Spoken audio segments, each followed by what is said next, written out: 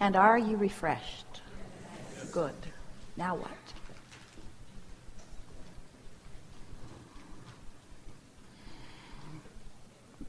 Almost all the way to the back. Stand if you think it's you, not further back. Yes.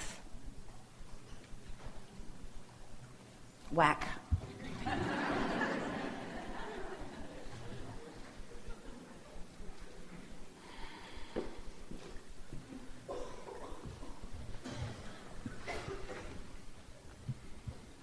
Thank you. I so adore you and appreciate you.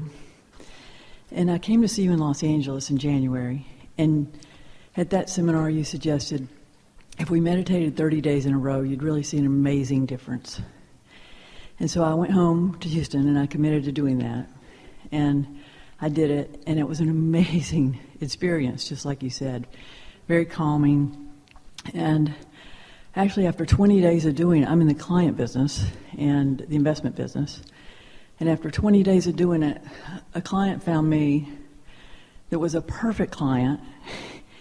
And I thought, God, it's really true. I can just sit in my office and wait for somebody to cold call me. It is called law of attraction, not law of cold calling. Thank you.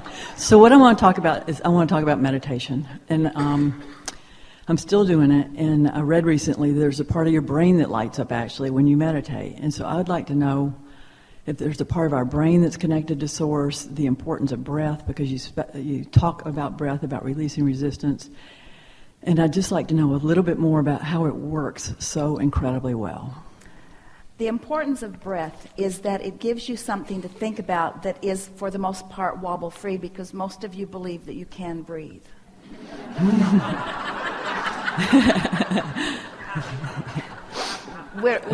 We are wanting to be a little funny, and we are wanting to be really serious about that. It's a subject that requires attention, or that you can give your attention to, that doesn't have resistance in it. And that is really the secret to the wobble-free situation. When you meditate, you quiet your mind, and when you quiet your mind, you stop thought. And when you stop thought, you stop resistance.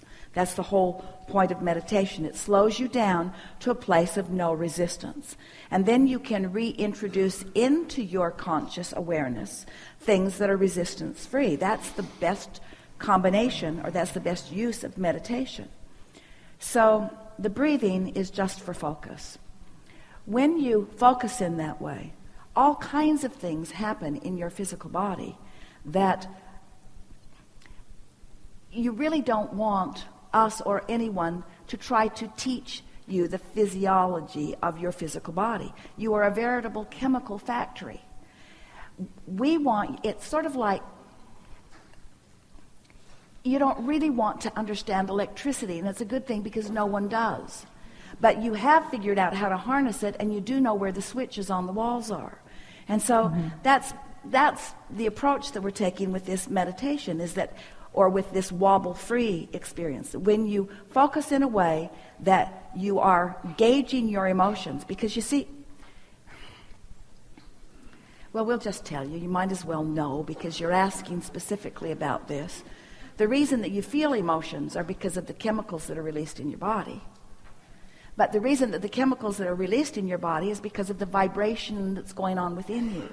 And so, in the same way that no one, no matter how physically engaged they are with your physical apparatus, understands it. For heaven's sakes, they're still trying to learn about you after you're dead through your autopsy. That should tell you something about barking up the wrong tree. And so the chemicals are released, and so, of course, your brain is lighting up in different ways, but we wouldn't spend any time trying to figure that out.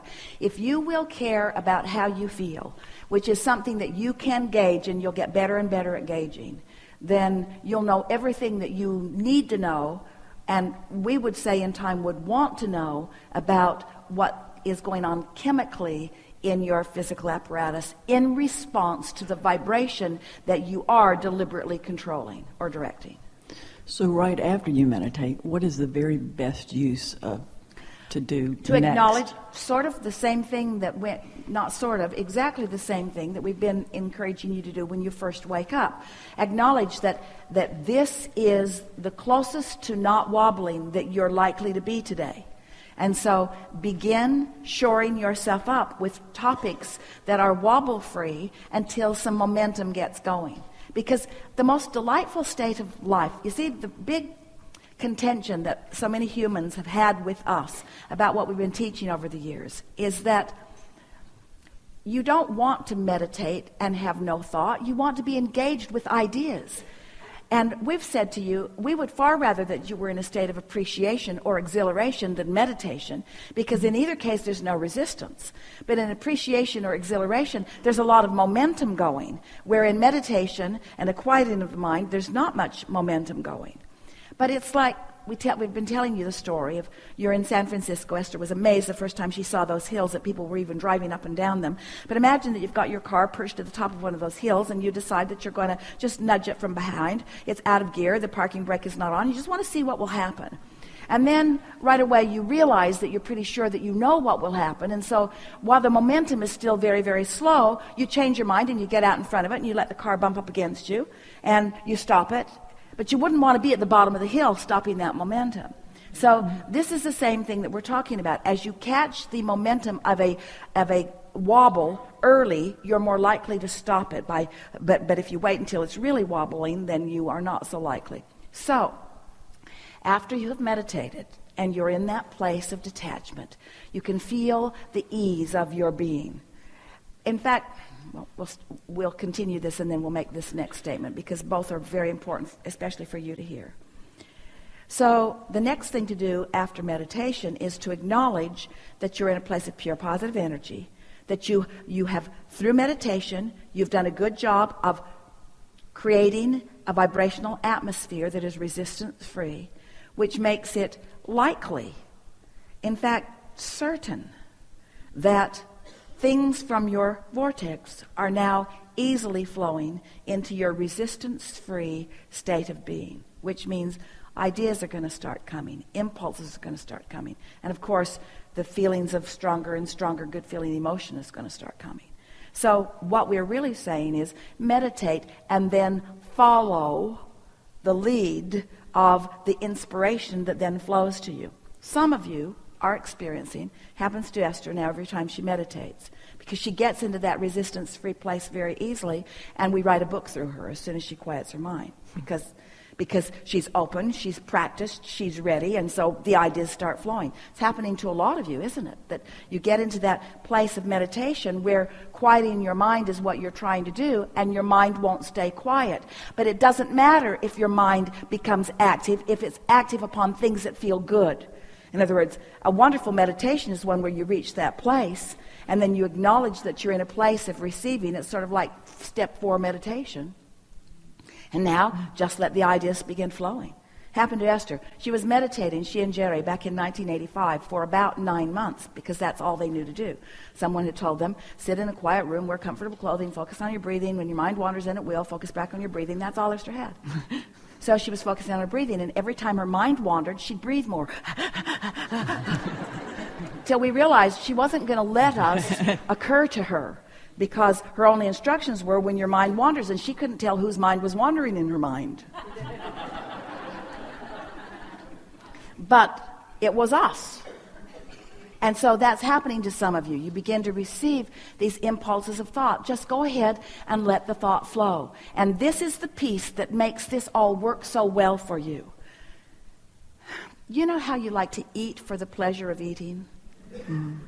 For the fuel of it too, but that's pleasure also. You're eating for the pleasure of eating, or you're walking for the pleasure of walking, or you're having a massage for the pleasure of that, or.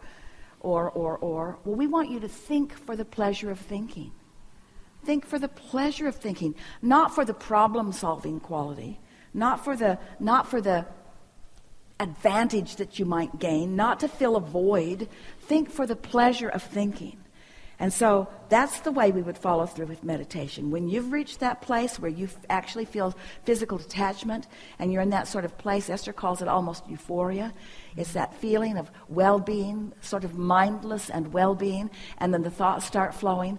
Following the trail of those thoughts is so delicious. Just follow them out, you see. And then don't meditate for more than 20 minutes. That's plenty of time. You've trained yourself to be responsive to what's going on, and asking your mind to not be responsive is really asking your mind to do something that it is not meant to do. Your mind is meant to focus, and it's not meant to focus on nothing. It's meant to focus on something. So focus it upon something that is resistance-free, and then allow it to follow the focus into more and more and more and more and more, until ideas will begin to occur to you. Surely you've heard of famous people who were very good at receiving inspiration, who set aside a little bit of time where they would quiet their mind and then the thoughts would begin to flow. All of you have access to this because every one of you has a direct route to infinite intelligence. And every one of you has infinite intelligence flowing to you and through you about things that matter to you. These simple processes will just cue you up into your readiness for the receiving or the realization of that, you see.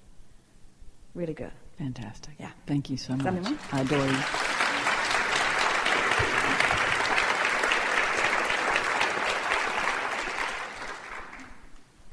Do you meditate? Esther would say to Jerry, I don't have time. And he would think, never said it, you don't have time not to. I don't have time to get in the wobble-free zone. I've got too much wobble to tend to.